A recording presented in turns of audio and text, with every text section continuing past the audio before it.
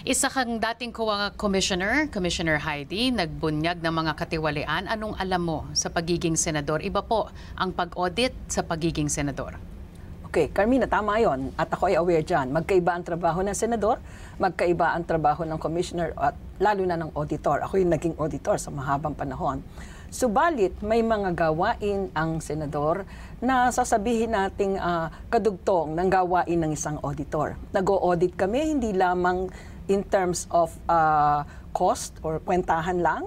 Nag-o-audit kami in terms of improving operations. At itong mga audit report natin na napatukoy doon sa tinatawag nating value for money audit, marami tayo dong policy recommendations na pwede nating magamit sa Senado. For example, one of the main function ng senador ay yung tinatawag nating legislation, yung lawmaking. Now, marami akong baon dyan dahil marami kaming karanasan base doon sa iba't ibang uri ng audit at iba't ibang audit ng mga transaksyon at programa ng pamahalaan.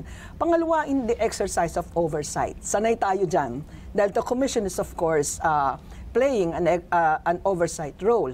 Pangatlo, at ito yung tingin ko, no, Carmina, yung meron lang kakaiba sa Senado, yung meron lang, ordinaryo lang yan, hindi yan mayaman, hindi yan politiko, pero nagtatrabaho, hindi kurakot.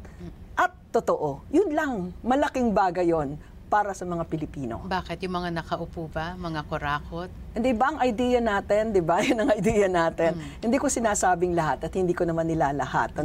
Pangapat, syempre, kung merong mga investigasyon, yung tinatawag natin Blue Ribbon, sanay tayo dyan. Dahil ang rules of investigation, very similar with yung tinatawag namin standards and procedures of audit. Sinabi